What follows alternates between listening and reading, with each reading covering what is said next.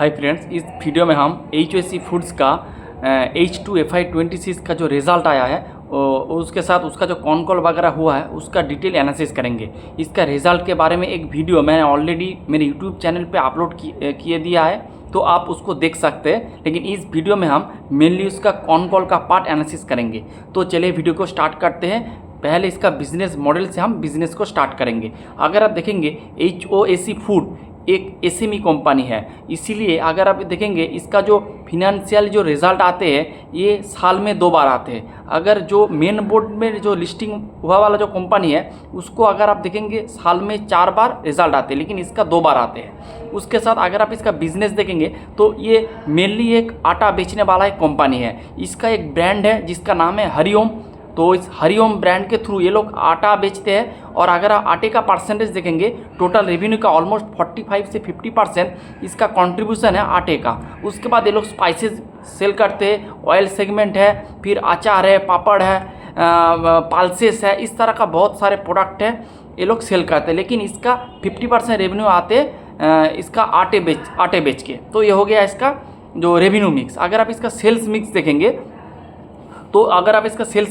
तो देखेंगे जो इसका B2C वाले सेल्स से ऑलमोस्ट 40% रेवेन्यू आते थे। B2C मतलब ये लोग अपना स्टोर वगैरह ओपन करते हैं और स्टोर में ये लोग अपने ब्रांडेड जो प्रोडक्ट है इस ब्रांडेड प्रोडक्ट को ये लोग सेल करते हैं। और ये कोको यानी कंपनी ऑपरेटेड स्टोर भी है, उसके साथ फोको स्टोर्स भी है, जो फ्रेंचाइजी ऑपरेटेड फोको स्टोर व FOCO stores, franchisee own company operated, इस तरह का स्टोर्स भी है।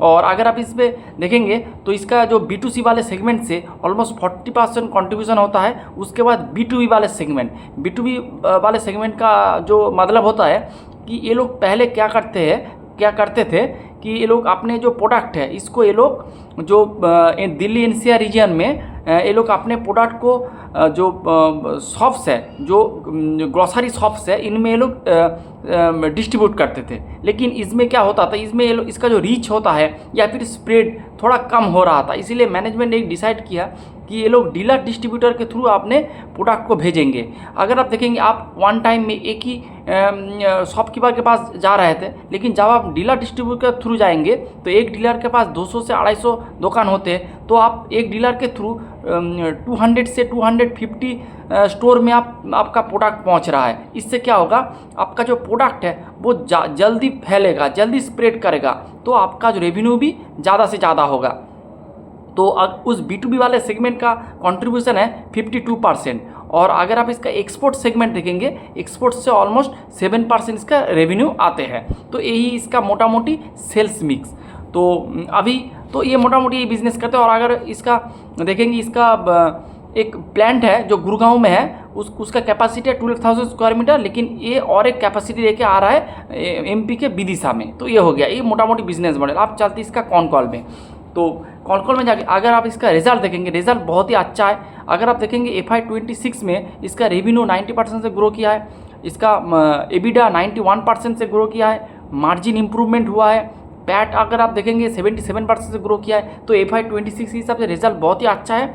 और अगर आप H2 वर्सेस H2 करेंगे उसमें भी आपको रिजल्ट बढ़िया मिलेगा। लेकिन आप देखेंगे H2 में आपका EBITDA का मार्जिन थोड़ा डिक्रीज़ हुआ है। अगर आप इसका देखेंगे तो EBITDA मार्जिन थोड़ा डिक्रीज़ हुआ है। इसका रीज़न मैनेजमेंट ने बताया है क्योंकि इसका जो रॉ मटेरियल होता है, इसका बिजनेस का जो इसका रॉ मटेरियल होता है, जैसे आपका गेहूँ हो गया, फिर आपका ऑयल सीड्स हो गया, इस तरह का पल्सेस हो गया, इस तरह का प्रोडक्ट इसका रॉ मटेरियल होता है। और रॉ मटेरियल का प्राइस थोड़ा बढ़ गया है, इसीलिए इसका EBITDA थोड़ा इम्पैक्ट हुआ है। रॉ मटेरियल प्राइस बढ़ने के वजह से इसका प्राइस थोड़ा इम्पैक्ट हुआ है। लेकिन मैनेजमेंट ने कहा है अगले क्वार्टर में इसका अगले हाफ में इसका जो EBITDA मार्जिन है वो इम्प्रूव हो जाएगा। और मैनेजमेंट का गाइडेंस है कि ये लोग अपना EBITDA मार्जिन FI27 में ये 15 से 60% हो जाएगा। अभी इसका करंट चल रहा है 14.50%। तो ऑलमोस्ट 200 बेसिस पॉइंट जंप हो सकता है इसका EBITDA मार्जिन में, ये बात है। उसके बाद अगर आप स्टोर के बारे में देखेंगे, जो B2C वाले जो मैंने बात किया था, B2C वाले में इसका जो स्टोर्स होता है, अगर आप देखेंगे ये लोग धीरे धीरे अपना स्टोर वगैरह एक्सपांड कर रहा है। इसके पास अभी करंट 20+ स्टोर्स इनके पास है। और मैनेजमेंट ने गाइड किया है ये लोग हर एक साल में यानी हर एक year, every year they will open almost 9 to 10 store. तो ये लोग मैनेजमेंट ने कहा है हर साल ये लोग 9 से 10 स्टोर ये लोग ओपन करेंगे। उसके साथ मैनेजमेंट ने कहा है कि जो इसका जो अगर आपको इस तरह से ग्रो करेंगे तो आपको कैपेसिटी एक्सपांसन करना पड़ेगा। तो अगर आप कैपेसिटी एक्सपांसन के बारे में देखेंगे तो इसका एक प्लांट था जो था आपका गुड़गांव में, उसका कैपेसिटी था 12,000 स्क्वायर फीट इसका कैपेसिटी था। और अगर आप इसका अभी यूटिलाइजेशन देखेंगे, करंट यूटिलाइजेशन वो 95% है। तो ऑलमोस्ट फुल यूटिलाइजेशन में वो प्लांट अभी काम कर रहा है। और लेकिन मैनेजमेंट ने और एक प्लांट वगैरह ओपन करने के लिए ओपन कर रहा है, जो हो रहा है आपका विदिशा में, जो मध्य प्रदेश में हो रहा है, एमपी में। उसका अगर आप कैपेसिटी देखेंगे वो है 50,000 स्क्वायर फीट इसका कैपेसिटी है।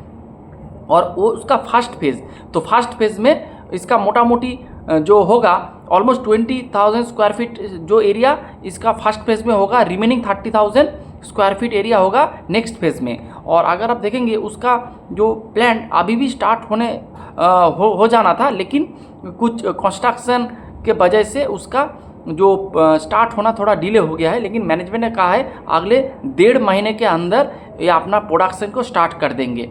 तो ये हो गया। उसके साथ मैनेजमेंट ने कहा है ये सिर्फ एक नॉर्थ इंडिया बेस एक कंपनी था, मेनली इसका दिल्ली एनसीआर में, लेकिन ये लोग अभी ट्राई कर रहा है मुंबई में जाने का, फिर आपका नागपुर इस तरह का रीजन में ये लोग जाने का ट्राई कर रहा है। उसके साथ ये लोग आसाम में भी ये लोग ट्राई कर रहा है, एमपी में ये लोग घुस रहा है। तो इस तरह से ये लोग अपना डिस्ट्रीब्यूशन का जो आर्म है, दोनों आर्म को ये लोग स्प्रेड कर रहा है। तो ये बात है। तो इसका कैपेसिटी भी एक्सपांसन हो रहा है, उसके साथ जियोग्राफिकल एरिया भी ये लोग एक्सपांसन कर रहा है। तो बहुत ही अच्छी बात है। तो अगर आप इसका कैपेसिटी देखेंगे तो कैपेसिटी ऑलमोस्ट 5x हो रहा है इसका कैपेसिटी। तो उसके बाद अगर आप देखेंगे ये सिर्फ इसके साथ ये लोग ऑयल जो प्लांट है उसमें भी ये लोग तेज़ी से इंक्रीज़ कर रहा है अपना कैपेसिटी को। इसका जो ग्राउंड नट ऑयल होता है, जो बादाम का तेल होता है, बादाम का तेल के ऊपर मैनेजमेंट ने कहा है इसके ऊपर ये बहुत बुलिश है। बादाम का तेल का अगर आप प्रोडक्शन ये लोग 4,000 लीटर पर डे के जाएंगे और उसका डिमांड भी बहुत ही अच्छा है। उसके साथ मैनेजमेंट अपने पोर्टफोलियो में नया नया प्रोडक्ट भी ये लोग लॉन्च कर रहा है। मैनेजमेंट कहा है कि FY27 में ये लोग 15 से 20 नया प्रोडक्ट ये लोग लॉन्च करेंगे। और जो प्रोडक्ट होगा वो वैल्यू एडेड प्रोडक्ट होगा, यानी जो प्रोडक्ट आएगा उसका मार्जिन इसका जो ब्लेंडेड मार्जिन है उससे बेहतर होगा, वो वैल्यू एडेड प्रोडक्ट होगा। तो और उसका कंट्रीब्यूशन मैनेजमेंट ने कहा है मोटा मोटी 9 to 10% टोटल रेवेन्यू का इसका इस तरह का वैल्यू एडेड प्रोडक्ट रहेगा। तो ये बात। उसके साथ ये लोग बाहर में एक्सपोर्ट भी करते हैं। मैनेजमेंट ने कहा एक्सपोर्ट से इसका बहुत सारा डिमांड आ रहा है। ये लोग USA फिर आपका यूरोप इस तरह का रीजन में ये लोग अपना माल वगैरह भेज रहा है और उसका डिमांड भी बहुत है, क्योंकि एक कंटेनर जाने के बाद इसको दूसरा कंटेनर भी इसका अभी डिमांड आ रहा है। तो इसका जो डिमांड है जिसका प्रोडक्ट का वो बहुत ही तगड़ा है। उसके साथ अगर आप देखेंगे जो वेस्ट एशिया क्राइसिस चल रहा है इसके बारे में मैनेजमेंट ने कहा है कि इसका कोई इफेक्ट नहीं पड़ेगा, क्योंकि ये लोग जो एक्सपोर्ट करता है वो इसका पहले इस लोग पेमेंट ले लेते हैं, फिर ये लोग एक्सपोर्ट वगैरह करते हैं। तो वेस्ट एशिया क्राइसिस से इसका बहुत सारा इफेक्ट नहीं पड़ेगा, ये मैनेजमेंट ने कहा है।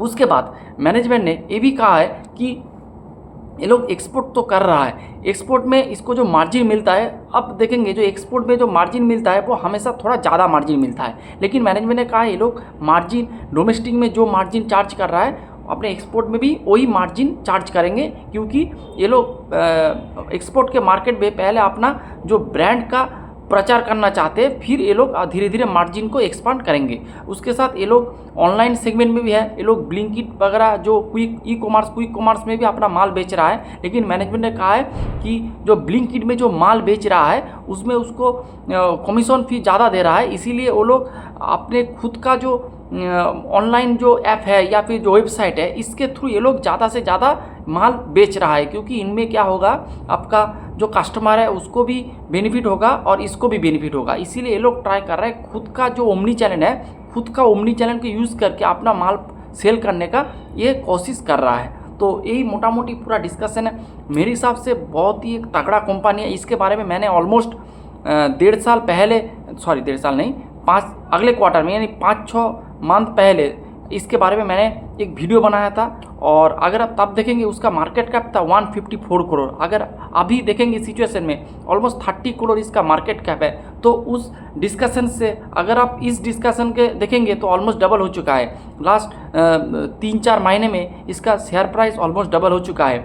मैं तभी भी बोला था एक इंटरेस्टिंग बेट है। उसके साथ अगर आप मैनेजमेंट का जो हंगर है वो मेरे को बहुत अच्छा लगता है। बिजनेस में मैनेजमेंट कुछ ना कुछ करता रहता है और मैनेजमेंट ग्रोथ के ऊपर बहुत अच्छा ध्यान देता है, उसके साथ मार्जिन के ऊपर भी ध्यान देता है। जैसे मैनेजमेंट ने कहा है कि ये लोग मस्टर्ड ऑयल का बिजनेस करते हैं, लेकिन उसको ज़्यादा ये लोग नहीं करेंगे क्योंकि मस्टर्ड ऑयल में आपको मार्जिन कम मिलता है। तो ये लोग उस तरह का प्रोडक्ट सेल करते हैं जिसमें आपको मार्जिन अच्छे से अच्छा होता है। तो ये बहुत अच्छी बात है, आपको मार्जिन को प्रोटेक्ट करके अपना एक्सक्यूजन, अपना ग्रोथ इसको बरकरार रखना।